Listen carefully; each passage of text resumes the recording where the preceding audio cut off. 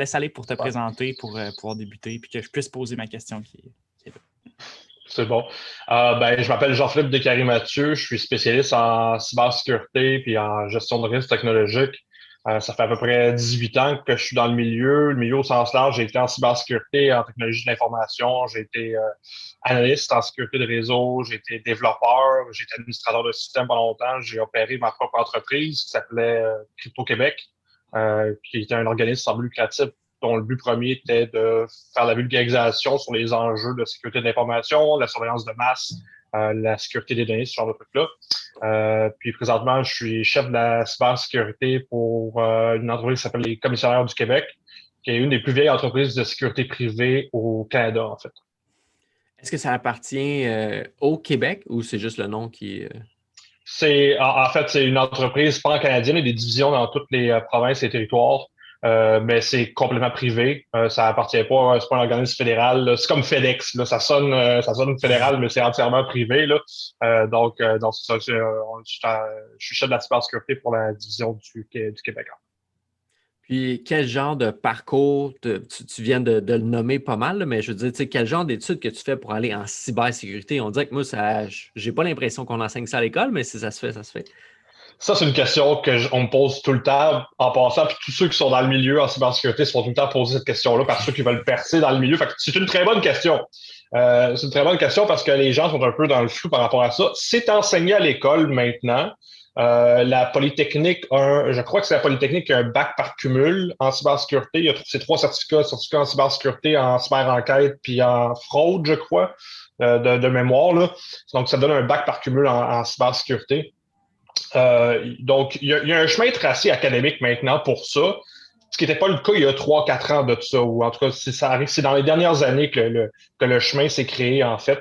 Euh, longtemps, en fait, en tout cas, à mon époque, si on veut, tu tombais un peu là-dedans par intérêt, par la force des choses.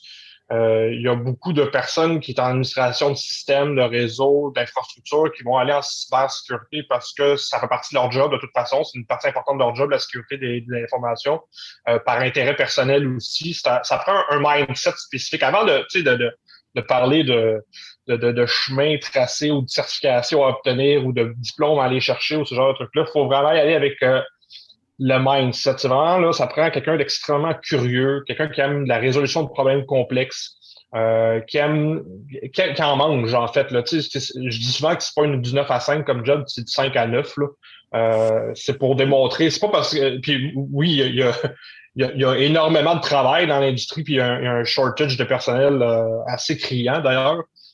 Mais l'enjeu, c'est que c'est quelque chose c'est un milieu qui évolue très, très rapidement au niveau des nouvelles vulnérabilités, des tactiques, des techniques, des nouvelles procédures, des adversaires.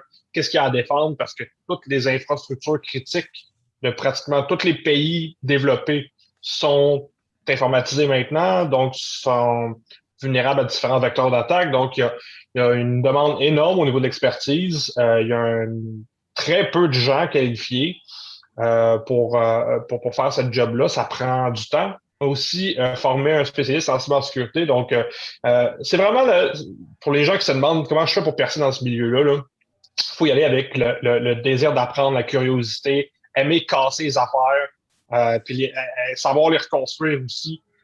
C'est vraiment ce mindset-là. Si c'est quelque chose qui dit moi je fais mon 8 à 4, mon 9 à 5 après ça, du dos, puis d'autres choses, je peux pas recommander cette industrie-là à quelqu'un, malheureusement. C'est un problème aussi, là, parce qu'il y a des enjeux de burn-out dans l'industrie. D'ailleurs, il y a une grosse conférence de cybersécurité qui a eu dans 2 semaines, qui s'appelle NordSec à Montréal. Puis un des conférences, c'est justement sur une des conférencières va traiter du burn-out dans le milieu de la sécurité de l'information parce que c'est des semaines de fou, tu sais. Puis il n'y a pas assez de monde, c'est des gros enjeux, c'est du stress, il y a full d'argent dans cette industrie-là. Fait que oui, les salaires sont élevés, mais c'est très difficile comme industrie. Donc, pensez-y si vous êtes vraiment intéressé. Il y a de la demande, il va y avoir des jobs, c'est certain. Euh, mais il faut vraiment en faire sur son temps personnel, tu sais, des projets personnels, s'informer, prendre de l'information, faire des trucs on the side, faut pas juste s'attendre de genre, je vais avoir mon bac par cumul, la poly, puis après ça, je vais travailler. Pour en avoir passé du monde en entrevue qui ont leur bac à Polytechnique, il y a des lacunes. C'est un genre de bac qui est utilisé pour, si on veut, remplir put asses in seats, là, comme on dit là, dans l'industrie, pour remplir les besoins de l'industrie, si on veut.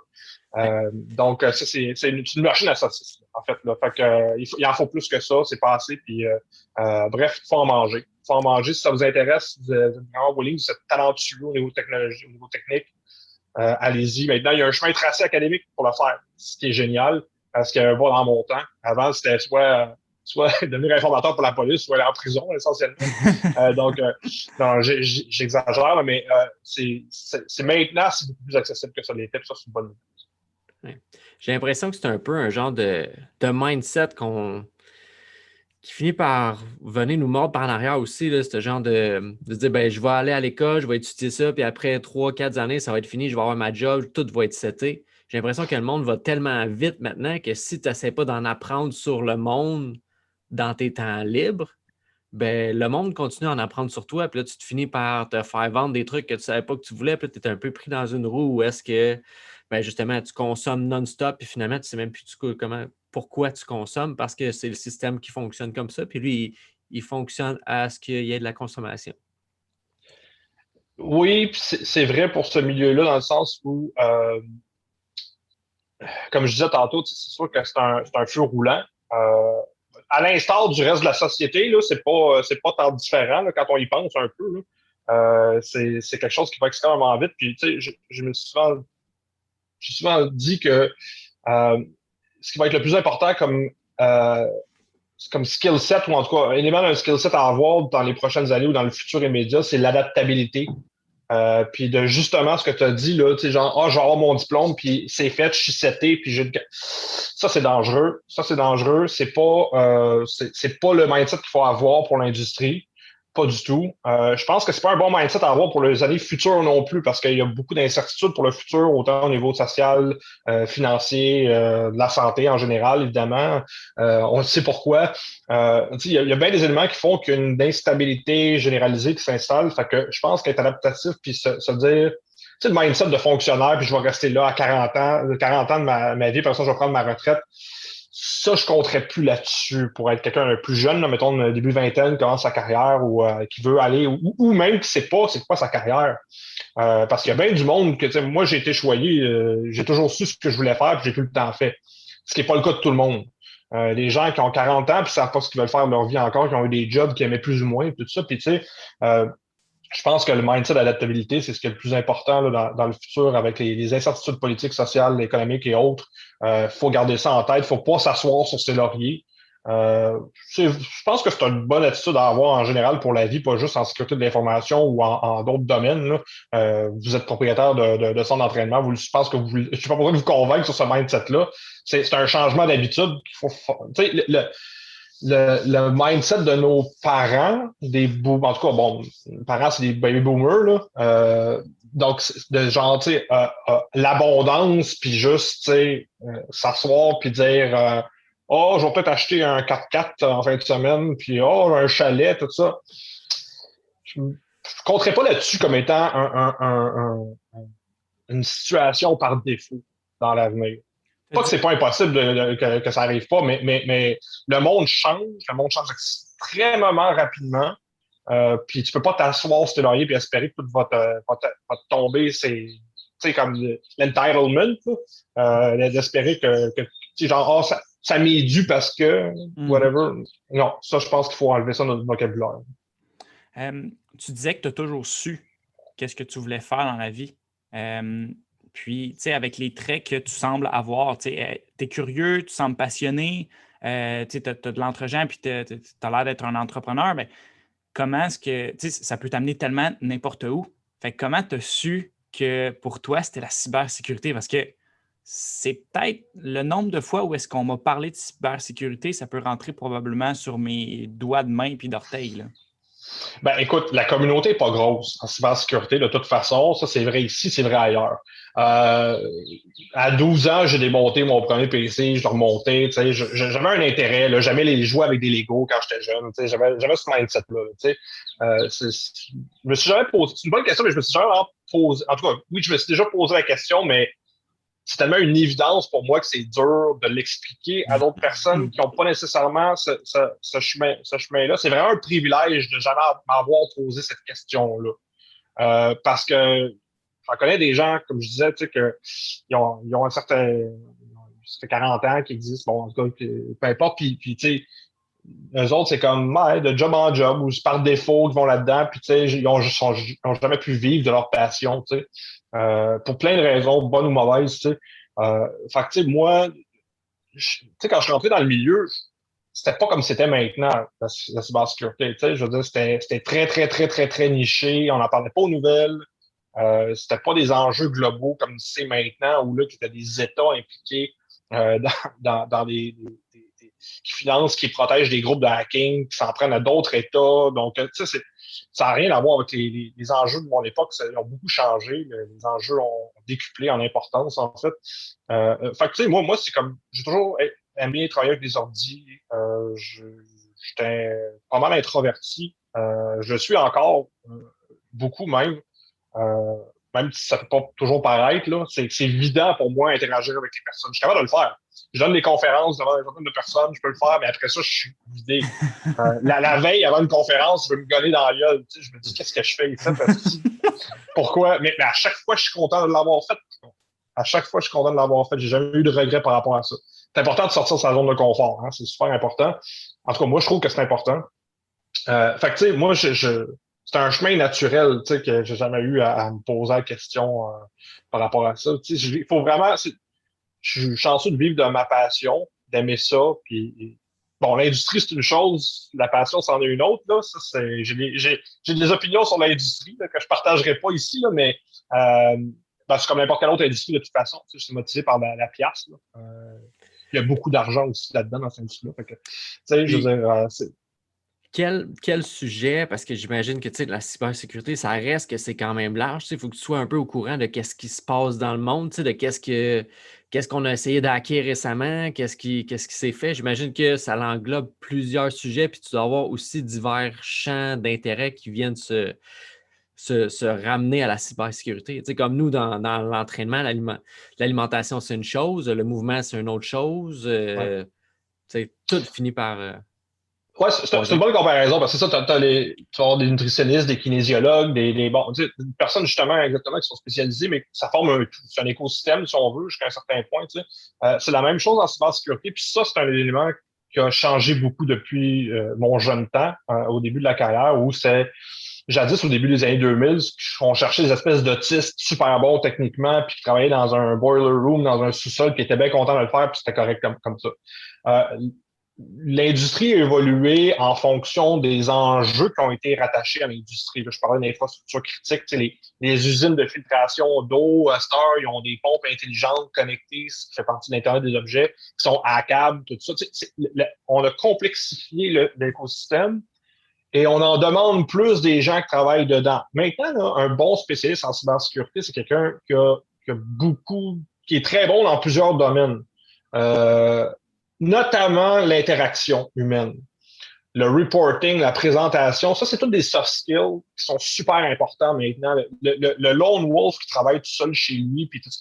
Il y en a, mais pas tant que ça. C'est vraiment un travail d'équipe parce que c'est des enjeux trop gros, ça prend beaucoup de monde. Il y a beaucoup de valorisation qui est faite au niveau de l'interaction avec les autres, l'entre-gens, justement, être capable de travailler en équipe. C'est cliché, là, tous les jobs demandent ça, mais c'est particulièrement frappant dans ce milieu-là où on a une image d'une espèce de loner à barnique, un fond de bouteille boutonneux dans le sol de chez ses parents.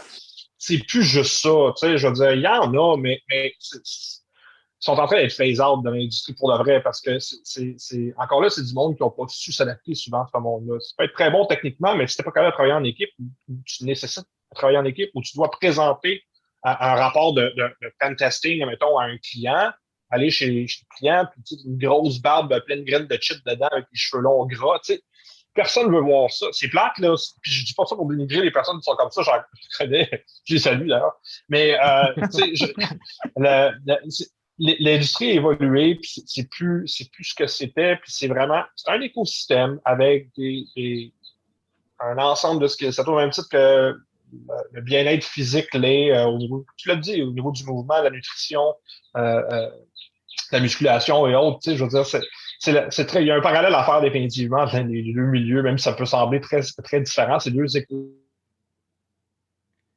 Ton micro vient de se muter, Matt.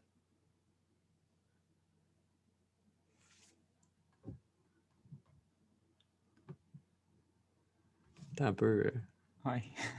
Allô? Ouais, là, ton micro, c'était. Moi, je vous entends plus. Ah, tu nous entends plus? Là, tu nous entends-tu? Non? Ça me dit que la conversation est en sourdine.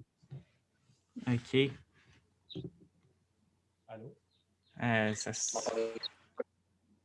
Là, on t'entend. On t'entend de notre... Allô? Là, on t'entend. Puis toi? Oui, OK. C'est mon Bluetooth a lâché parce que mes trucs ont lâché, désolé. Ah, fait que oui, c'est ça, il y a un parallèle à faire. Puis je pense qu'on apprend aussi vraiment beaucoup. Personnellement, on est dans le milieu de l'entraînement, mais on dirait que pour finir par se développer, comprendre comment on fonctionne, mais on finit par parler de la physique quantique, on finit par parler des trucs d'intelligence artificielle parce qu'il n'y a rien vraiment d'artificiel à propos de l'intelligence. On dirait que c'est juste qu'on la remet dans des algorithmes, puis on finit par comprendre mathématiquement comment créer de l'intelligence. Est-ce que tu peux élaborer un peu justement sur peut-être ces algorithmes-là, comment que maintenant ils guident un peu notre monde? Est-ce qu'on sait vraiment c'est quoi? Qu'est-ce qu'il y en est de ça? Quand on parle d'algorithmes, là, j'imagine que vous faites référence à les fameux algorithmes sur les réseaux sociaux qui nous pushent des publicités ciblées, là, ce genre de trucs-là. C'est rien de sorcier. Pour de vrai, c'est complexe, mais c'est pas compliqué. Dans le sens où quand on est sur une plateforme, Facebook, Instagram, TikTok ou autre, notre activité sur cette plateforme-là génère des données. OK? Autant au niveau de combien de temps on passe sur une page, quelle page on a liké, combien de fois on commande sur tel compte, à partir de quel browser ou quel ordinateur on se connecte. Toutes ces données-là où parce qu'il y a deux sortes d'informations. Les gens choisissent beaucoup les données personnelles, c'est ce qu'on rentre, mettons, le numéro d'assurance sociale, le nom, tout ça. Ça, oui, c'est des informations que nous, on rentre sur ces plateformes-là. Tu as l'information générée sur ces plateformes-là aussi qui se fait de manière complètement transparente pour l'utilisateur. Cette information-là, ben, ça représente quelque chose d'extrêmement important pour les entreprises derrière ça parce que c'est ça qui dit qui on est. En fait, si moi, je passe beaucoup de temps sur une page X quelconque, ça veut dire que j'ai un intérêt marqué pour ce qui est publié sur cette page-là ou quoi que ce soit. Fait que pour les compagnies de publicité ciblée, ça, pour les compagnies de publicité, point, c'est de l'or en barre parce qu'ils savent exactement quel produit cibler, quel type de personne.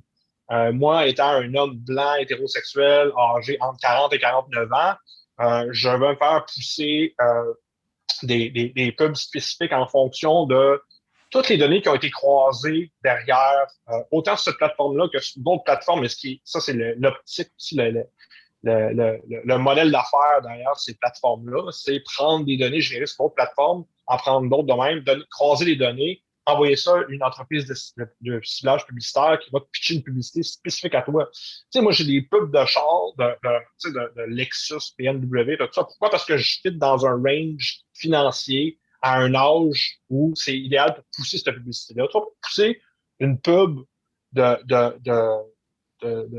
Cadillac à une femme de 18 ans. Tu sais, c'est peut-être un homme de 58, 65, maybe. Tu sais, tout ça, pourquoi qu'elle marche la publicité ciblée? C'est justement parce que ça va pinpoint. Puis les algorithmes derrière ça, ces algorithmes, c'est ça qui marche cette information-là essentiellement. Celle qui te propose des nouvelles sur ton feed, sur Facebook, celle qui dit, ce gars-là, il a tel intérêt, il a tel âge, c'est un homme blanc, on va y pousser ces nouvelles-là sur son feed parce que ça rentre dans ses centres d'intérêt. Si on veut. Même chose sur YouTube, par exemple. On a beaucoup parlé dans les dernières années, les YouTube qui suggèrent des vidéos, les mêmes vidéos que tu as déjà écoutées, ce qui fait que tu tombes dans des rabbit holes assez rapidement. Puis qui est un enjeu aussi, selon si c'est de la fausse information qui véhicule, tu vas juste faire pousser encore plus de fausses informations. C'est ça les algorithmes derrière ça. C'est l'utilisation, puis c'est la digestion des informations personnelles qu'on génère et qu'on input dans ces plateformes-là pour nous pousser du contenu ciblé, spécifique à nos intérêts et pour les compagnies derrière ça, faire la pièce. Essentiellement, c'est ça. Tu as parlé d'information ou de désinformation. En fait, ça serait quoi une genre de bonne tactique pour être capable d'être informé? Parce que j'ai l'impression que côté santé, qu'est-ce qui m'a avantagé? C'est que ça fait des années que je suis là-dedans, puis j'ai l'impression que je suis des voix qui ont eu raison aussi au fil des années. Quelqu'un qui arrive dans le monde aujourd'hui avec toute l'information qui est sur les réseaux sociaux, comment tu fais pour t'orienter dans un monde que tu n'as pas de repère? C'est une excellente question. Je suis pas sûr que j'ai la réponse à ça, parce que si je l'avais, probablement que je serais très, très, très, très riche. Non, mais c'est un bon point parce que, écoute, je veux pas tomber dans le cliché il faut juste se fier aux sources de données officielles. Les journalistes font des erreurs, aussi les médias en font des erreurs. Euh, je dirais ça, parce que les médias, c'est un sujet en soi, là, puis j'ai donné des centaines d'entrevues dans ma vie, au Téléjournal, à Paul Arcand, à Isabelle Richer, à OFM 93, à des... Name it, je les ai toutes faites, tu sais. Puis souvent, puis ça, c'est un volet, tu sais, le volet des médias, là, tu sais, comment ils traitent l'information. C'est pas le gros complot que ben du monde pense que c'est. À l'instar du reste des autres systèmes, parce que c'est un système, les médias, c'est fait par des humains qui ont des qualités et des défauts. Tu sais, la job d'un journaliste, c'est de faire du fact-checking. OK? C'est censé ça, du moins, être la job. Tu sais. Est-ce qu'il y en a qui sont teintés idéologiquement? Ben oui, c'est sûr que oui, comme nous tous, on l'est. Tu sais. Fait, mais c'est quand même leur job. Et il y a des très, très bons journalistes qui font très bien leur job. Qui c'est leur job de checker ça. Maintenant, ça ne veut pas dire que est-ce que je dis, OK, à partir de maintenant, je me fie juste à Radio-Canada, puis j'écoute juste Radio-Canada. C'est pas ça, tu sais. Il faut vraiment y aller avec une pensée critique, puis ça, c'est probablement le terme le plus galvaudé des dernières années, la pensée critique. Là, elle a le dos large en Simonac, parce qu'il y a du monde qui se disent penseurs critiques, qui ne sont vraiment pas, là. Dans les milieux, des milieux conspirationnistes, il y en a beaucoup, OK, du monde comme ça. Autant que du monde qui vont juste avoir des réflexes de juste dire que ça vient pas de Radio-Canada ou autre, c'est pas bon. Il faut développer cette pensée critique-là, mais vraiment la développer. Ça veut pas dire juste checker des vidéos conspirationnistes avec Jones sur YouTube. C'est pas ça, la pensée critique. Okay? La pensée critique non plus, c'est pas juste lire un média officiel non plus. C'est très dur. J'ai pas la réponse à cette question-là, honnêtement, parce que c'est tellement une question qui est la question, en fait, du 21e siècle. C'est comment gérer le flot d'informations qu'on a. Parce que c'est vraiment ça que c'est. Comment départir le vrai du faux. C'est une job à temps plein. Puis ça, tu peux pas demander à une mère monoparentale qui a 2 jobs de commencer à faire le filtrage de la fausse information puis de la vraie information. Il y a une job qui doit être faite dans les médias par rapport à ça, qui est faite en partie, pas complètement, parce que il y a une crise de confiance des médias présentement, là, des médias de masse. C'est pour ça que tu as des chaînes YouTube populaires et autres que je nommerai pas qui ont un auditoire qui dépasse les émissions à la télévision là, au niveau de l'auditoire. Fait que, écoute, c'est le cliché de dire qu'il faut développer la pensée critique. C'est peut-être pas, on n'a peut-être pas la meilleure manière de la développer pour l'instant. Par contre, cette pensée critique-là, ça passe par l'éducation dès un jeune âge. Moi, ça me flabbergasse qu'il n'y a pas des dans le syllabus d'éducation au Québec, on doit rajouter l'utilisation des médias sociaux puis le développement de la pensée critique parce que je parlais plutôt là, de l'importance de l'adaptabilité. Là, ça en fait partie de ça, de savoir, OK, il y a une nouvelle source de nouvelles qui arrive. Qui est derrière ça? Est-ce que c'est vrai ce qu'ils disent? Est-ce que je peux me fier à ça? Est-ce que je peux utiliser des comparatifs pour, on n'utilise pas les gens pour faire ça. Là. Tu sais, je veux dire, ça fait longtemps que je n'ai pas été à l'école au secondaire, évidemment, là, mais j'ai pas l'impression que c'est intégré dans le syllabus scolaire parce qu'on forme on va à l'école pour former des consommateurs puis des professionnels, pas des citoyens. Ça, c'est un peu l'enjeu, en fait. Là, ça dépasse largement le cadre de mon champ d'expertise, là, présentement, mais je pense que ça fait partie des problèmes. On ne forme plus des citoyens. On forme des consommateurs puis du monde ils vont être là, tu sais, comme le gear dans la machine pour aller là puis faire rouler l'économie. Tu sais, fait que c'est un peu l'enjeu, en fait. Ça, c'est un élément de manque de formation totale que les gens ont maintenant, qui déjà à mon époque n'existait pas. Là. Je ne peux pas me dire que c'était meilleur dans mon temps, là, vraiment pas. Là. J'ai eu des cours de formation personnelle et sociale donnés par une bonne sœur, là, tu sais, genre, qui devait y aller des cours de morale à l'école dans mon époque. Okay? Fait que j'ai rien à redire à ce niveau-là, mais il y a un manque à gagner au niveau de on forme, c'est ça, dans le fond, si jamais le résumé, c'est qu'on forme pas les citoyens, puis c'est ça le problème. Ouais. Ouais, ben, tu sais, comme tu dis, la pensée critique, je pense que c'est au minimum, mettre un certain effort pour finir par se connaître soi-même, puis peut-être démontrer à quel point c'est important de se connaître soi-même dans un monde qui cherche à mieux te connaître que toi, tu te connais, tu sais. Parce que justement, tu vas finir par être vulnérable à ce monde-là. Ouais. Puis tu vas justement rentrer de. Puis c'est sans parler de complot, mais c'est ça, on dirait qu'on optimise. Puis c'est peut-être ça, peut-être qu'on pourrait embarquer là-dessus, justement. Tu sais, quand tu optimises quelque chose dans un système, tu vas avoir plus de ça. Mais ce serait de finir par comprendre bien, qu'est-ce qu'on veut optimiser dans le système qu'on a présentement. Si on optimise pour les finances puis la croissance infinie, bien, on va avoir le monde qui est en train d'exploser qu'on a présentement. Là. Oui, puis tu sais, ce qui joue, ben, il n'y a pas d'incitatif pour justement sortir de ces bulles-là, parce que ces bulles-là, c'est ça qui rapporte la pièce pour les entreprises comme Facebook, Google, Amazon et compagnie. Tu sais, c'est le ciblage, entre autres. C'est pas juste ça. Là, tu sais, Amazon, évidemment, ils ont tout, tout ce qui est hébergement puis de traitement de centres de données, c'est leur gros volet, tout ça. Mais reste que, tu sais, tout ça, ce modèle d'affaires-là, en fait, qui est l'exploitation des données personnelles, puis de créer des bulles qu'on va te pitcher more of the same, là, ça aide pas à ce niveau-là, c'est certain, parce que tu n'es pas confronté à d'autres idées ou d'autres types de personnes qui ont un background puis une pensée différente de la tienne. Tu sais, ça ne joue pas à l'avantage des entreprises privées qui sont derrière ça. Puis ces entreprises privées-là répondent à des actionnaires. Ces actionnaires-là, ils disent que le but, c'est de maximiser les profits, puis que le prochain quartile, les profits soient plus élevés que l'ancien. C'est ça le bottom line. C'est pas. Facebook, c'est pas une œuvre caritative. Là, puis ils répondent pas ils donnent pas un service public, Facebook. C'est une entreprise privée dont le but est de maximiser les profits qu'ils font. T'sais?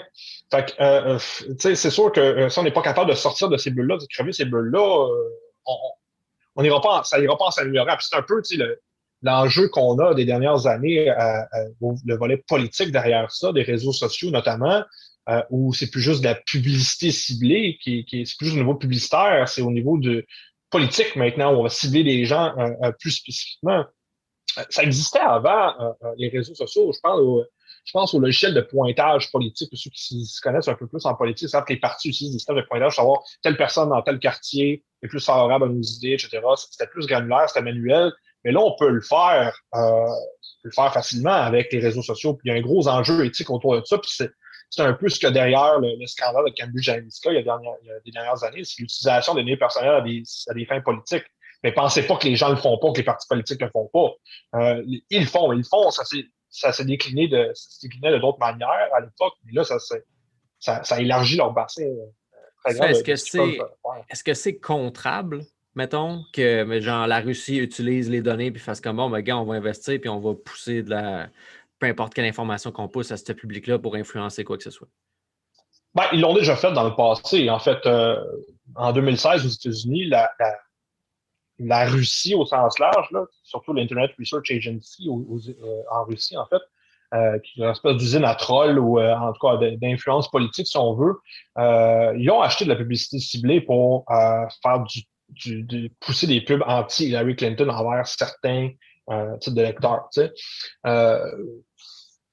Il n'y a rien qui empêche. Ben maintenant, oui, là, il y a des mesures de contrôle qui ont été resserrées de la part de Facebook spécifiquement par rapport à du pushage de publicité ciblée pour des citoyens d'un pays X en provenance d'un pays Y. Là. Mais ça ne veut pas dire que ça se fait sur toutes les plateformes. Ça ne veut pas dire que ça va se décliner automatiquement dans les prochaines tactiques qui vont être utilisées pour faire de l'influence à ce niveau-là. Tu sais, quand là, on fait full circle avec ce que je disais tantôt, la cybersécurité, la sécurité de l'information au sens large, on peut mettre ça sous cette umbrella-là. C'est quelque chose qui évolue constamment. Tu sais, les tactiques changent, les techniques changent aussi. Tu sais. Est-ce que ça peut être contrecarré? Ça peut être abusé, ça peut être... tu sais, je veux dire, pour le citoyen lambda, si tu veux pas faire partie de ça, c'est extrêmement difficile parce que, tu sais, en joke, j'ai déjà dit, ben, tu sais, si tu veux protéger tes données personnelles, tu sais, comme ton compte Facebook. Il y a un problème avec ça, c'est que Facebook ou autre, là, Instagram, TikTok, peu importe, l'enjeu qui est avec ça, c'est que, c'est une mise à mort sociale en 2021. C'est très dur. Oui, tu peux vivre sans réseau social. Dépendamment de ce que tu fais, c'est une entreprise, bonne chance. Dépendamment de son type d'entreprise, si tu peux communiquer avec tes amis, c'est super utile, etc. Mais même si tu n'es pas sur les réseaux sociaux, et ça, c'est le plus gros enjeu, c'est un des très gros enjeux, c'est que moi, admettons, là, mes parents ont mettons que, peu importe, des parents X grandissent avec Facebook, ils ont un enfant.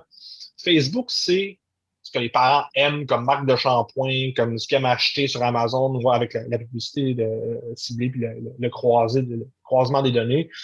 Ben, qu'est-ce que tu penses qu'ils vont pousser à leur enfant quand ils vont être en âge d'utiliser leur plateforme? Les mêmes trucs que les parents ont aimés, tu sais. Fait que même si tu n'as pas de compte Facebook, tu sais, en tant que individu, tu as un cadre qui est défini pour toi dans le futur par ces entreprises-là.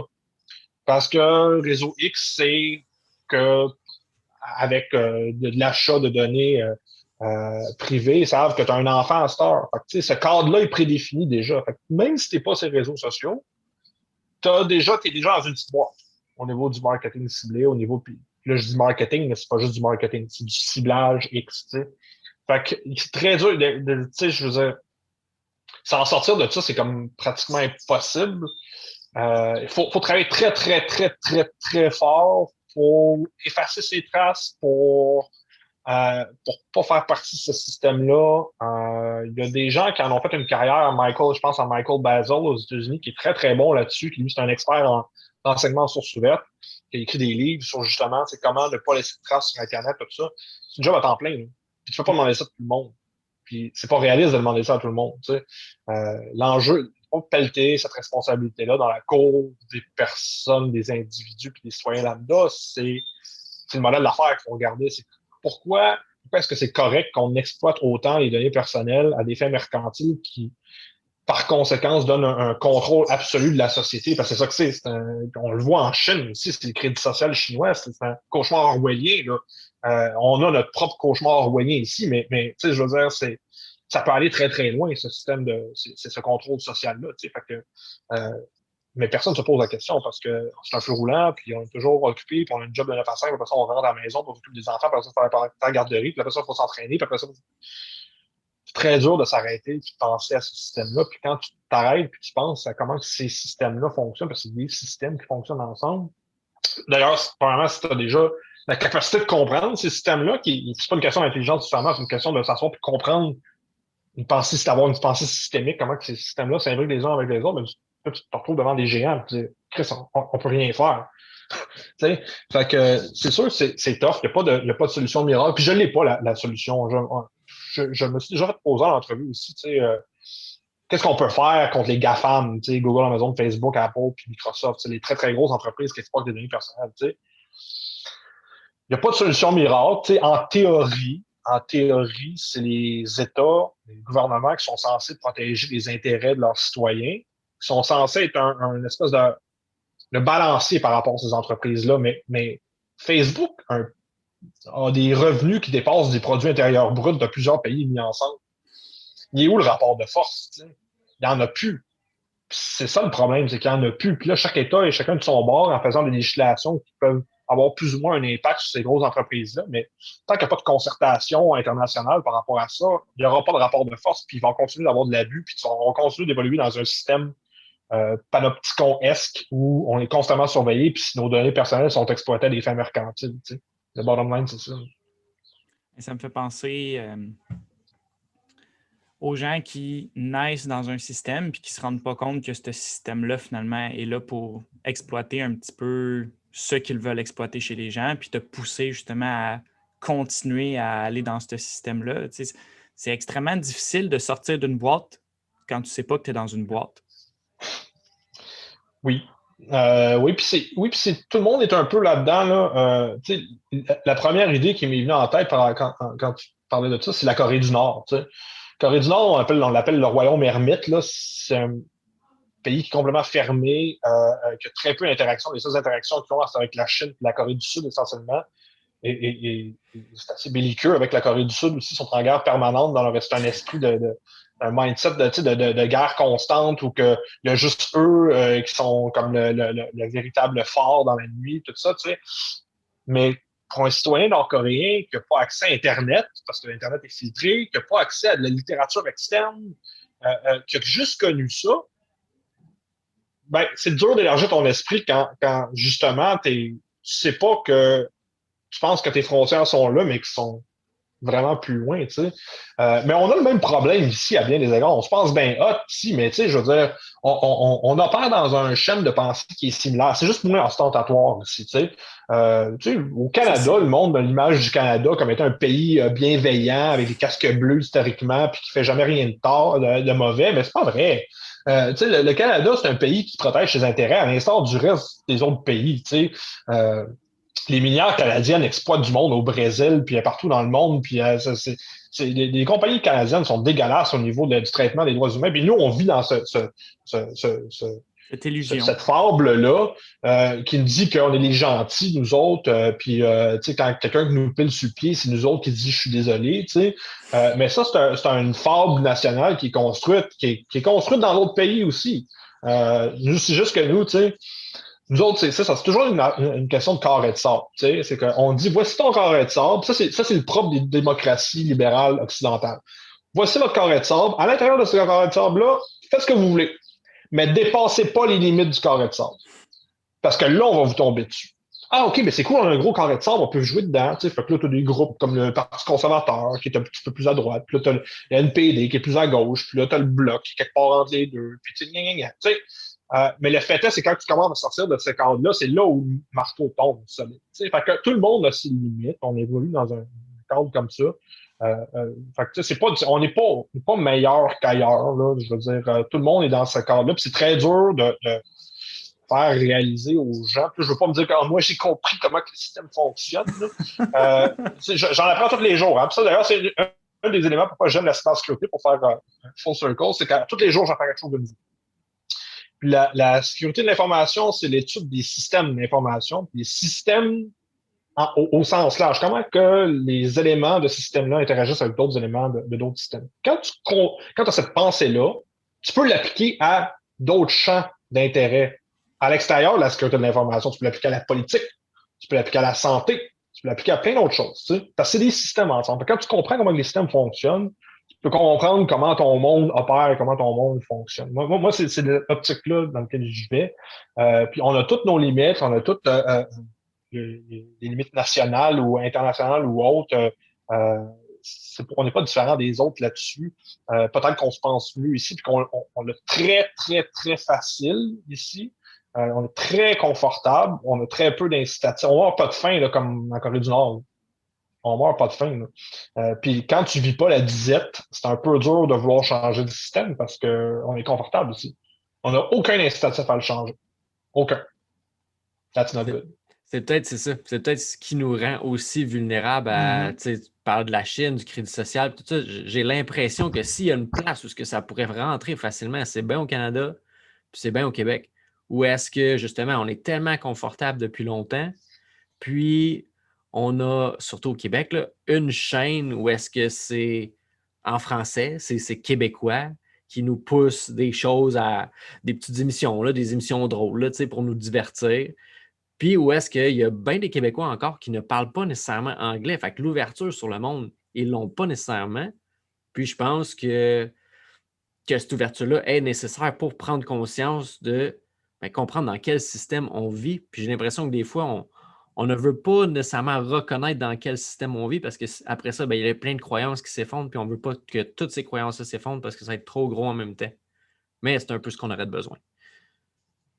Ouais, il y a plusieurs choses là-dedans. Pour ce qui est de l'ouverture au monde en parlant une autre langue, oui, mais il faut faire attention parce que quand tu parles anglais et tu vas sur Internet, tu fais pousser du contenu qui est presque majoritairement américain.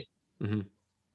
Fait que on devient à importer des idées américaines qui sont plus ou moins adaptées à notre réalité, nous autres. Okay? Je mentionnerai pas Black Lives Matter, mais je viens de le faire. Non, mais c'est un exemple. Je ne veux pas faire la critique de Black Lives Matter. C'est pas ma place de toute façon.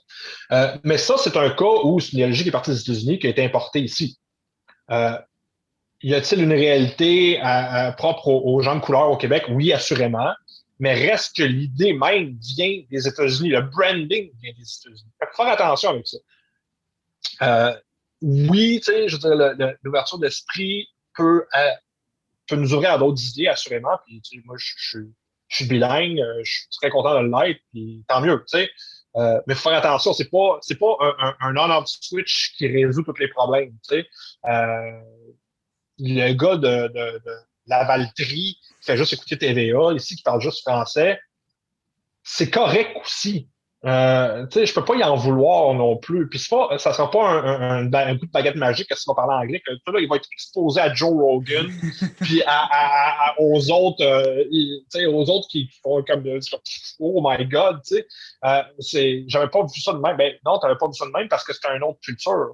Encore là, il y a bien du monde, j'en connais bien du monde. J'en écoute Joe Rogan. Pas tout le temps, mais je l'écoute. Mais c'est un bon exemple, de genre, il y a bien des affaires qui disent que ça devrait pas s'appliquer à notre réalité, Il y a du monde qui avale ça, c'est bien fort chez les libertariens québécois, là, justement, de dire quand il faut écouter les Américains, puis, ils ont compris l'affaire. Ils ont leurs propres enjeux, puis leurs propres problèmes. C'est pas parce que des millions de personnes écoutent Joe Rogan que la vérité est fuse non plus, faire attention à ça. Moi je vois pas ça comme une recette miracle non plus à l'ouverture d'esprit. Ça aide de parler d'autres langues parce que ça t'ouvre à d'autres réalités. Mais c'est vrai pour tout. Je veux dire, je parle pas mandarin ou cantonais, mais si je parlais mandarin et cantonais, probablement que j'aurais une vision un peu différente de la Chine que j'ai. Moi j'ai une vision très real politique de la Chine. De par le milieu dans lequel j'évolue, le milieu professionnel en cybersécurité, c'est un enjeu. La Chine, c'est un adversaire, surtout avec le Canada. C'est un adversaire. Moi, j'ai ce prisme-là de vision dans lequel je vois la Chine comme étant un adversaire au niveau de la sécurité de l'information au Canada. Mais je parle pas cantonais, je parle pas mandarin. Peut-être que je verrais les choses différemment. Complètement différent, peut-être pas. Je reste quelqu'un de très pratique, mais c'est sûr, ça t'ouvre à d'autres sortes de propagande aussi. Fait qu'il faut faire attention. Moi, je suis pas du genre à dire que c'est la solution miracle. Tant mieux si les gens parlent plusieurs langues. Je pense que c'est une bonne chose. Ça va juste les rapprocher encore plus de l'extrême centre, qui est probablement la meilleure place pour être, si on veut être critique. Ou en tout cas, si on va avoir raison sans avancer, peut-être, là, il y a ça aussi. Là. Mais il n'y a pas de solution miracle à ça. On est forgé par notre environnement, puis les Nord-Coréens le sont, les Chinois le sont, les Canadiens le sont, les Québécois le sont.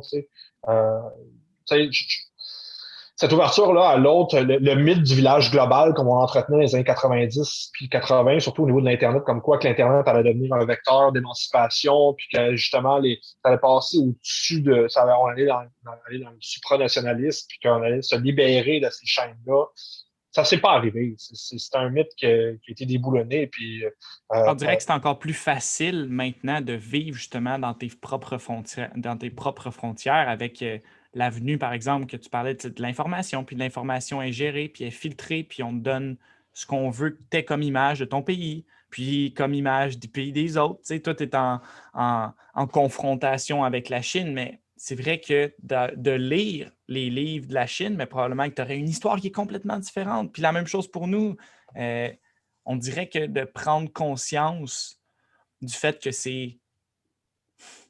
qu'il y a des gens qui avaient des intérêts peut-être contraires à ceux qu'on a maintenant, qui ont écrit l'histoire du Québec, par exemple, juste de remettre en question finalement que ce qu'on sait, c'est peut-être pas vrai. On dirait que c'est sain. Ça fait peur, mais c'est tellement sain. Je crois qu'on aurait besoin de se retrouver là dans un peu l'inconfort de ne plus savoir, au lieu d'être dans le confort de savoir, puis de finalement vivre dans cette illusion-là qui est complètement malsaine.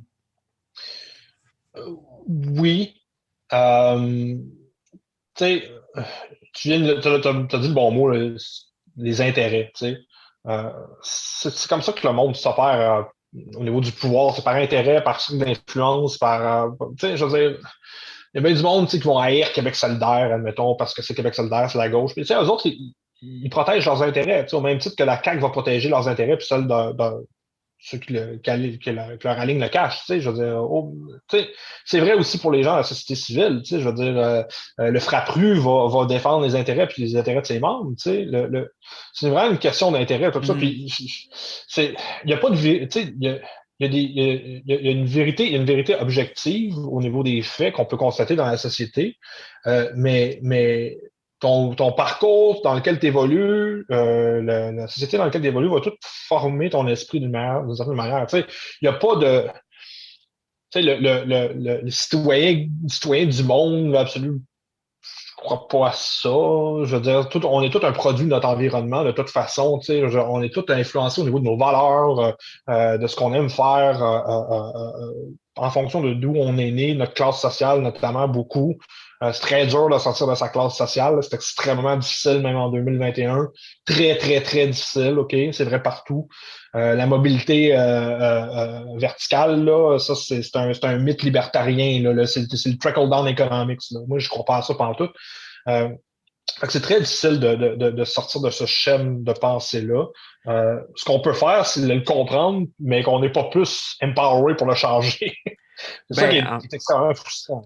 Je pense que du moins de le comprendre, que tu es un produit de ton environnement, puis que c'est vrai à tous les niveaux, là, à tous les niveaux biologiques, puis de pensée ou quoi que ce soit, tu es vraiment un produit de ton environnement. Fait qu'à partir de là, peut-être avoir posé les actions conscientes qui vont te permettre de savoir est-ce que vraiment ce que je pense, ça vient de moi, de où ça vient de qui. Savoir qu'est-ce que je peux faire pour comprendre mieux l'autre côté aussi, là, savoir que les réseaux sociaux vont te tailler un fil d'actualité qui est plus de choses que tu sais parce que toi, ça t'allume de savoir des choses que tu sais, puis tu rentres là-dedans, puis tu es comme ah ben oui, moi, je sais toutes ces choses-là, je le savais. Fait que là, tu tombes dans une chambre d'écho où est-ce que tu te trouves donc bien intelligent, puis tu aimes ça de te sentir intelligent, fait que là, tu continues non-stop, mais d'aller suivre des gens qui ont des opinions un peu opposées de toi, puis essayer de les comprendre, ces opinions-là, pour justement qu'on finisse par se comprendre peut-être un petit peu mieux, puis juste avoir un peu plus de compassion pour les gens qui ont des idées différentes, puis de savoir qu'eux aussi, c'est des produits de leur environnement, puis ils ne sont pas dans le même environnement que toi, fait qu'ils pensent des choses différentes, puis à partir de là, qu'est-ce qu'on peut faire pour pas nécessairement revenir dans le milieu, mais au moins débattre d'idées intéressantes. Tu sais. Ouais.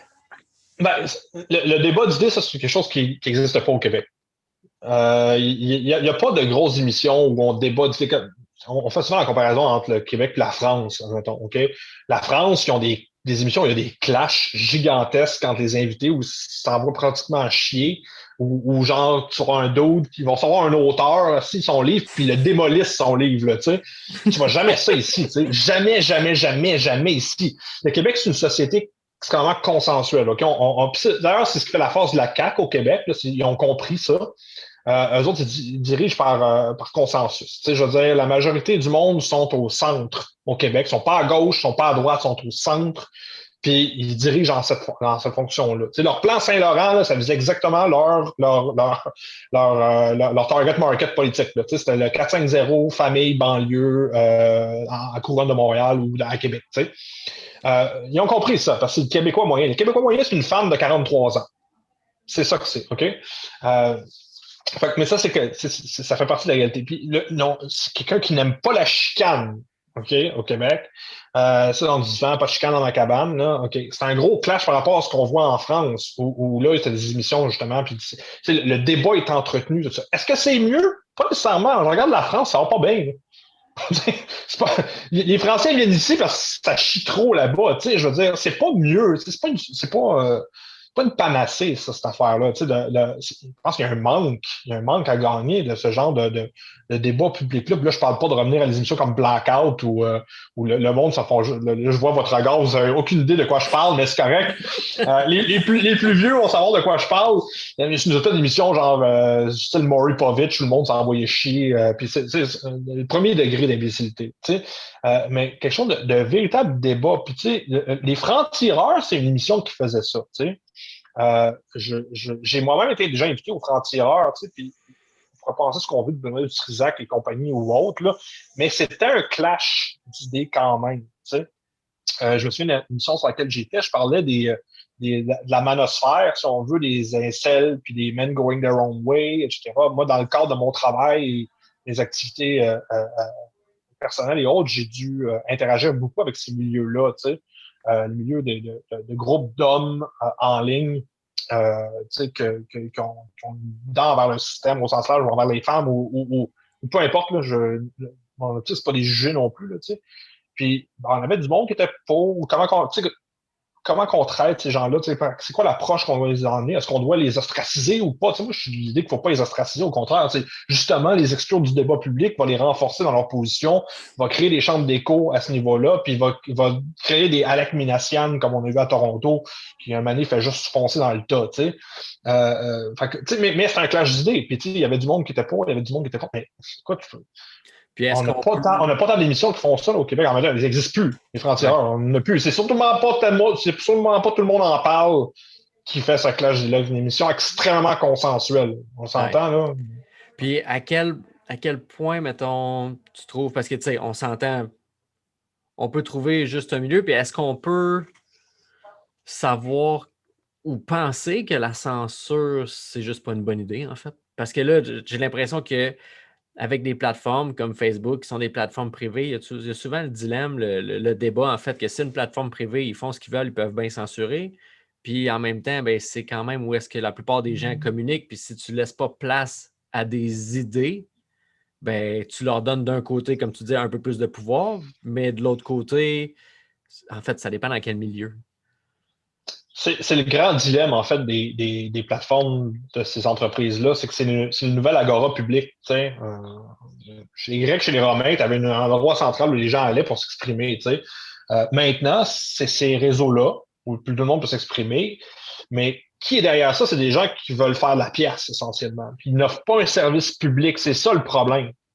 C'est des plateformes privées qui ont pour but de générer des profits pour leurs actionnaires. That's it. That's it. Par contre, si tu enlèves ça, si tu enlèves l'élément d'expression publique, là, on est un peu dans la merde parce que par où c'est derrière nous le temps où les politiciens allaient sur le perron de l'église puis parlaient puis il y avait du monde puis c'est plus le même que ça fonctionne maintenant. Fait que c'est le gros dilemme, c'est que l'agora publique maintenant est sur ces plateformes de discussion là, ces plateformes de réseaux sociaux là, dont le but premier c'est pas d'offrir un service public. Fait qu'on fait quoi? Tu sais, je veux dire, puis encore là, ça revient à ce que je disais tantôt, c'est de créer un rapport de force avec ces entreprises-là. Moi, je pense que c'est ça qu'il faut. Parce qu'ils ont trop de pouvoir. Il y a un pouvoir qui est complètement démesuré et que les gouvernements ne savent plus quoi faire non plus parce que les législateurs typiques, c'est un homme blanc de 58 ans. Là. M'en dis pas de t'expliquer comment que le ciblage publicitaire fonctionne sur les réseaux sociaux. Il comprend même pas. T'sais. Ça, c'est un enjeu. C'est à quel point les autorités sont complètement larguées par la technologie. T'sais. Du monde qui sont derrière Facebook, Twitter et compagnie. Les autres, c'est le mindset de Silicon Valley, c'est move fast and break things.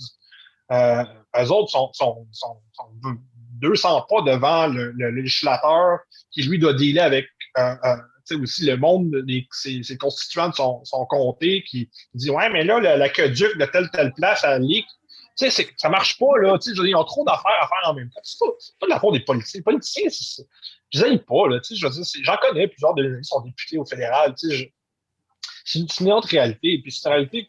Le meilleur levier qu'on a, pour créer un rapport de force, je veux pas éliminer les entreprises, mais je pense que c'est important de créer un rapport de force. C'est le gouvernement, c'est l'État. Puis ça marche tout croche pour l'instant. Fait que le rapport de force n'existe pas, puis c'est ça l'enjeu premier, selon moi. Puis ils ont passé un bill, c'est le C10, sais-tu quoi? Ou, il me semble qu'ils ont passé ça récemment au Canada. Ou ça n'a pas passé, en fait, là. C'est un projet de loi présentement. Ça, c'est pour, si je me souviens bien, c'est celui du CRTC là, sur la portée que le CRTC peut avoir sur le contenu en ligne. Je Ouais. ne sais pas si on parle de OK. la même affaire ou tu parles peut-être du C11, qui est la refonte de la loi sur la protection des données personnelles. Ça dépend de ce que tu veux dire, là. C'est un des deux, là. Ouais, ben, il me semble que c'était C10, là, de genre de censure en ligne, là, qu'est-ce qu'on a le droit de publier ou pas, là, tu sais, ça donnait un. Mais bref, on n'élargira pas là-dessus. C'est un projet de loi. Un projet de loi, là, ça va prendre. Le projet de loi 64 au Québec, là, ça fait 1 an qui a été déposé pour refaire complètement les droits au niveau des droits numériques des citoyens. C'est un très bon projet de loi, je l'ai lu. C10, je ne l'ai pas lu, je ne vais pas commenter Ouais. là-dessus. J'ai lu des choses sur C10, comme bien des choses. Je vais m'abstenir de commenter là-dessus. Euh, euh, euh, c'est un projet de loi, OK? Le projet de loi, là, tel qu'il est déposé, ça sera pas le même qui va sortir au bout, si même il est adopté. Hein? Ça, c'est une histoire, puis ça va prendre du temps. Les gens ont tendance à croire que le gouvernement, c'est une machine très bien huilée, tu sais, c'est le bordel. Là. Ils savent pas ce qu'ils font. Là. C'est correct, personne sait ce qu'ils font non plus. C'est un peu le problème aussi, c'est que puis ça, c'est ce qui me fait rire un peu chez les conspirationnistes, là, puis là, j'ai ratisse large, mais bon, tout bad. J'imagine que il y a comme une paire de mains spécifiques sur le volant qui nous dirige dans une direction spécifique, mais le fait est qu'il n'y en a pas de main sur le volant. C'est ça l'enjeu. Euh, En tout cas, ça, c'est ma vision de ce que j'ai vu. Pour avoir été dans des bureaux de ministres, que je nommerai pas, là, dans des bureaux de ministres, puis me faire dire par la ministre elle-même qu'elle ne peut pas changer les choses parce qu'elle est bloquée par les propres hauts fonctionnaires dans son propre ministère, c'est la réalité. Là. Faut pas, le blocage vient du monde qui sont intéressés à avoir leur pension, puis ça finit là. Tu sais, je veux dire, eux autres, c'est du monde sans originalité qui veulent pas changer le système. C'est pas une manigance ou un complot majeur, c'est que les gens, c'est des gens incompétents ou peu intéressés par changer le système. Puis là, ils sont confrontés à un ministre qui, lui, sera plus là dans 4 ans, de toute façon, qu'eux autres, c'est un ratissage. Puis là, le ministre doit essayer de jongler ça avec les autres trucs qu'il a à faire, avec la politique de son parti, avec les médias, avec tu sais, je veux dire, on a tendance à donner beaucoup, beaucoup, beaucoup d'emphase au gouvernement notamment. Là. C'est inefficace. Principalement inefficace. Il y a beaucoup de monde. La majorité du monde veulent bien faire dans ce milieu-là. Là. C'est pas des trous de cul. Là. C'est facile à haïr parce qu'on en a eu le public puis qu'ils brassent Ils bien sont les affaires. exposés. Oui, ils sont exposés, tu sais, beaucoup plus que bien des dirigeants d'entreprises privées qui eux ont réel pouvoir, un impact réel sur notre vie de tous les jours. Je m'en souviens Cambridge Analytica, c'est un bon exemple. Personne ne connaissait Cambridge Analytica avant que le scandale explose. C'était pas une grosse entreprise, Cambridge Analytica, c'était pas comme Google. Là. Pourtant, ils jonglaient avec beaucoup de données personnelles. Tu sais. On a tendance à regarder le gouvernement comme étant responsable de tous les maux, mais le fait est, c'est qu'il y a du monde dans l'ombre. Puis là, je ne veux pas faire conspirationniste, mais c'est vrai, c'est des réseaux d'influence. Tu sais. Les politiques. Écoutez des documentaires d'Adam Curtis, si vous voulez savoir comment que le monde opère pour de vrai, là, vous allez voir à quel point il n'y a pas tant de mains sur le volant. Là. C'est surtout l'absence de mains sur le volant qui peut être inquiétant jusqu'à un certain point. Mais les politiciens, c'est des middle managers de la société. C'est sûr dans les conseils d'administration de très grosses entreprises ou celles qui ont un impact indu sur la société. Je pense à un autre exemple, Clearview AI. Clearview AI, c'est une entreprise là, qui a récolté, qui a carrément là, pris un gros filet, un filet qu'on mettrait à la mer, puis qui récolte tous les poissons qu'il y a dedans, mais qui l'ont fait pour les données biométriques au niveau de l'identification faciale, les photos des gens. C'est 3 ingénieurs qui ont parti ça. 3 personnes qui ont écrit un logiciel qui harveste toutes les photos de personnes sur Internet, mettent ça dans une grosse base de données, puis vendent ça à des forces de police et autres pour l'identification faciale, pour la biométrie faciale. Tu sais. Mais ça a un impact. Le monde ne sait même pas que ça existe, là. Ça a un impact gigantesque, bien plus que n'importe quel politicien de ministre d'État qui est entouré de piles de papier là, dans son bureau, puis qui a 68 ans, puis qui ne sait pas ce qui se passe dans lui. Tu sais. C'est-à-dire, ça a un impact, c'est sûr. Ça prend pas tant de gens que ça pour avoir un véritable gros impact maintenant avec les technologies de l'information puis comment on peut exploiter ces données-là. En cas de Clearview AI, ça a pris 3 personnes. 3 personnes pour maintenant, ma face est dans des bases de données de police. Le bottom line, c'est ça. Moi, j'ai pas de dossier criminel. pourquoi que ma face se retrouve là? Pourquoi ta face se retrouve là? Pourquoi ta face se retrouve là? Tu sais? On a tendance à cibler peut-être les mauvaises personnes. Oui, il faut les rendre accountable, les politiciens, évidemment, mais le véritable pouvoir s'exerce ailleurs. Mais clairement qu'on est tous dans le même bateau, qu'on vit quand même tous dans ce monde-là où est-ce que les entreprises privées qui peuvent faire vraiment un peu ce qu'ils veulent. Puis, tu sais, nos gouvernements font partie de ça un petit peu. Puis que je pense que quelque chose qu'il faut retenir là-dedans, c'est avoir de la compassion pour ces têtes-là qui sont exposées puis qui essayent de vivre leur vie aussi, puis de probablement faire les meilleurs choix. Mais c'est ça, il y a clairement des gens qui sont peut-être un petit peu plus hauts, qui sont dans l'ombre, puis qui font des choses, puis qui amènent peut-être les gens à prendre des décisions auxquelles ils ne sont même pas conscients finalement. Mais c'est ça, ces gens-là, comme tu disais tantôt, ben, finalement, ils sont victimes un peu de leur position, mais qu'il y a d'autres choses de plus profondes. Puis toi, tu es là, un peu, tu as fait du programming. Tu sais que ce que tu regardes à l'écran, c'est une série de 1, de 0, de 1, 1, 1, de 0, tu sais que c'est pas nécessairement ce que tu vois la réalité. Même chose un peu dans cybersécurité. J'imagine que tu dois tellement voir des programmes, tu dois tellement voir des choses que finalement, ce qu'on regarde nous, en ouvrant une page puis en allant sur une page sécurisée, ben comme c'est loin d'être juste le petit cadenas en haut là, sur ton HTTPS. Là. C'est des systèmes. C'est des systèmes technologiques ou des systèmes humains. Ce que tu décris là, dans le fond, c'est le mythe du libre arbitre.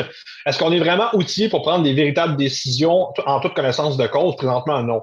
Parce qu'on fait face à des systèmes technologiques, humains et autres qui sont occultes dans leur fonctionnement opaque, dans leur interaction entre eux, en fait. Puis c'est ça l'enjeu, c'est qu'on est dépossédé des pouvoirs d'influence sur ces systèmes-là. Que ça soit, quand je parle de système au sens large, que ce soit le système, les partis politiques, les entreprises comme Google, Klaviyo AI ou autres, les réseaux sociaux ou autres, c'est tous des systèmes. Il faut vraiment le voir, puis ça, on peut faire un résumé dans le fond. Revenir à la première question qui est qu'est-ce que ça prend pour être en cybersécurité? La compréhension des systèmes. OK? Ça va t'amener loin parce que quand tu comprends comment que les systèmes fonctionnent en eux, tu peux les défendre ou les attaquer.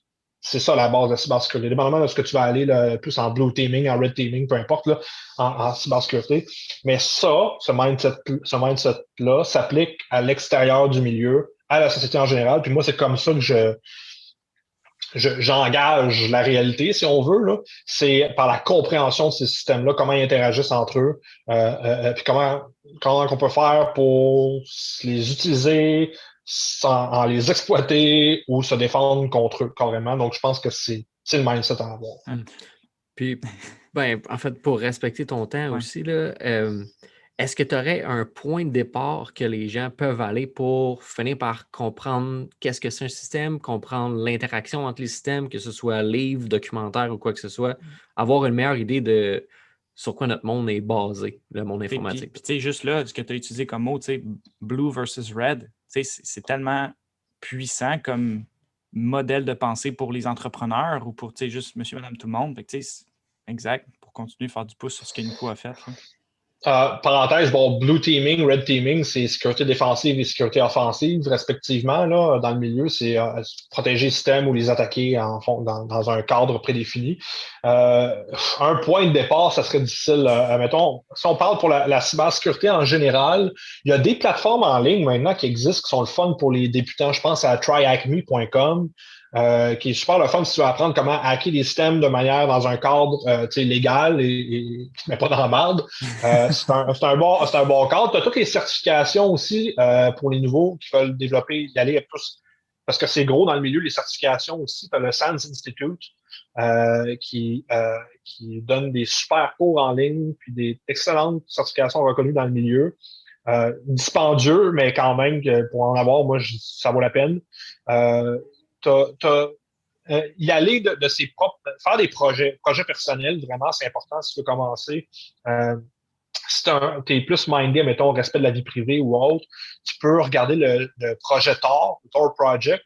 peut-être rouler un relais de sortie un nœud dans ce réseau-là pour justement combattre l'absence de vie privée en ligne pour certaines personnes dépendent dans certains pays et très oppressifs, ils dépendent de ce réseau-là.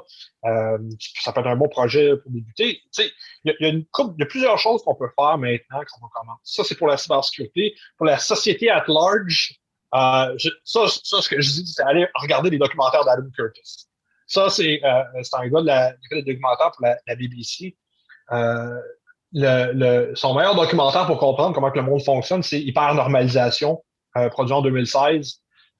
Ça explique très bien les fonctionnements des systèmes, à quel point que je ne veux pas dire qui dirige le monde parce que ça fait conspirationniste, là, mais c'est une bonne explication de comment que les systèmes au sens large fonctionnent entre eux, qui opère réellement le pouvoir.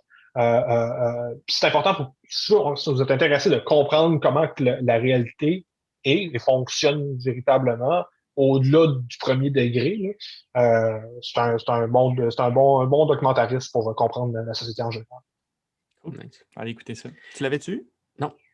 Puis, peut-être pour finir, est-ce que tu as des intérêts ou genre de passion là, que les gens se doutent pas? Que tu es comme, ouais, ça, j'aime vraiment ça, faire ça dans la vie, mais ça n'a pas rapport avec la cybersécurité. Ah ouais, j'en ai une coupe. Je suis un cycliste. Premièrement, j'adore le cyclisme. J'ai un bon vélo de route. J'en fais le plus possible. Je suis un fan de squash aussi, ce qui est très rare. C'est très dur de trouver des partenaires de squash. Fait que si vous avez le squash, hit me up. Là. Pas racquetball, squash. Bon, ça a même affaire, il y a quelques règles de différence, on s'entend. Sinon, moi, je suis un gros nerd de jeux de rôle. J'adore les jeux de rôle, les jeux de rôle de table aussi. J'adore ça. Je suis un fan de comic book. Je suis un geek, là. Moi, tu sais, je veux dire, c'est pas original, là, mon truc, là. C'est les jeux, bandes dessinées, jeux de rôle, ce genre de truc-là. J'essaie de maintenir une belle balance entre l'activité physique et les poursuites intellectuelles, si on veut. Je lis beaucoup. Je suis un fan de Scotch. Ça, c'est une partie de ma collection qui est ici. Je suis un gros fan de Scott, j'adore ça. Mais c'est pas mal ça, là, je dirais. Là, ça représente un peu l'étendue de mes intérêts. Là, cool. Puis moi, j'en aurais peut-être une dernière. Depuis le début de notre entretien ensemble et de notre discussion, ben, je regarde ta calotte. Puis j'aime bien les symboles. Puis j'aimerais ça peut-être que tu nous expliques, en terminant, là, qu'est-ce qu'elle signifie, puis... en fait, c'est une casquette qui vient de la compagnie Industrial, qui font des vêtements à motif cyber, si on veut, là, cyber/industriel /cyber goth, là, un peu. C'est Dustry.al, DUSTRI.al. Le site, ça n'a pas un motif spécifique. Ben, c'est des yeux, on s'entend. Ça ramène un peu, ça travaille l'image de Big Brother un peu sur le truc-là. J'ai bien aimé le design. Moi, je porte tout le temps des casquettes aussi, ce qui explique peut-être la calvitie aussi, là, au fil des années. Là, mais ça, c'est plus les gènes, je m'en sortais pas. Là. Mais non, mais c'est une bonne bande de vêtements pour ceux qui veulent le look cyber, là, avec des vêtements intéressants là-dessus, c'est bien le fun. Pub gratuite pour Industrial, j'essaie de devenir influenceur pour eux. Là, tu fais bien ça? Okay, merci d'avoir été avec nous aujourd'hui. Puis merci à vous. C'était super intéressant. Puis je pense que c'est vraiment de quoi qu'il faut qu'on mette de l'avant dans le futur, là, comprendre l'interaction avec le système, puis pour justement finir par être acteur dans notre monde, là, pas juste être en train de réagir tout le temps à ce qui se passe, puis on n'a rien vu venir, puis finalement, ben, on est filmé. Bon point. Ouais, puis comme quoi, tu sais, qu'il y a vraiment rien qui est dissocié de rien, puis que dans n'importe quel domaine, peu importe celui que tu fais, c'est tellement possible de faire des liens, puis d'aller profondément, d'en apprendre tellement sur toi, puis sur le monde qui t'entoure. Fait que merci infiniment pour ces insights-là sur la vie. Ben, merci de l'invitation, monsieur. Merci à toi.